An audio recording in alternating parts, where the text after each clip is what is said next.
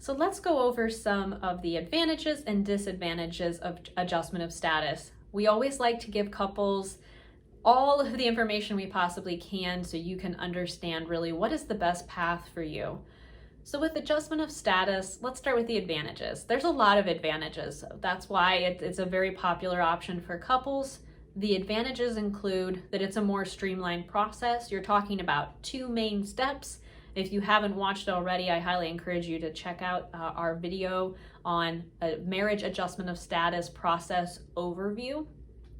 And that process, as I said, it's just more streamlined. You're going to have that application you'll file, whereas with a spouse visa, there's more steps in the process. It's broken down. With adjustment of status, it's also, in general, it is a faster process. It takes less time. And probably one of the reasons that makes adjustment of status the most popular option is that it allows the couple, you as a couple, to be able to live together in the United States throughout the entire process and not have to be living in 2 separate countries. So those are the main advantages of adjustment of status. Some of the disadvantages, or drawbacks rather, to adjustment of status is first and foremost, not everyone is eligible. So that is a disadvantage of adjustment of status, is not everyone qualifies. There's more requirements for adjustment of status. And the main drawback, though, I would say, that we see for couples is the requirement that you stay put during the adjustment of status process. You have to be physically present in the United States at the time of filing your application, and you have to remain in the United States throughout the entire adjustment of status process and through the interview and until you receive your green card. So having to stay physically present here in the United States, having to stay put without being able to travel can be very difficult, especially if you have, family members abroad and maybe obligations abroad that you're having to attend to, and having to stay put in one country without the ability to leave is extremely difficult.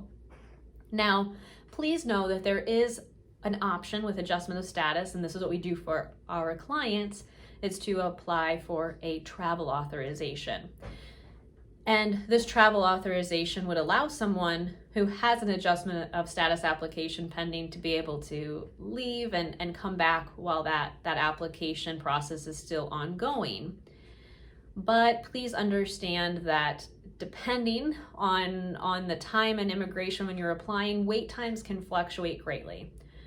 We have seen that it can take a few months, and then in other times with immigration backlogs, COVID, the list goes on, that the wait time can be much longer, sometimes more than 8 months, sometimes up to a year. And so wait times with immigration are constantly in flux. And so depending on how long of a wait time it is to receive a travel authorization, you could be essentially stuck in the United States while the adjustment of status process is happening, because you can't leave.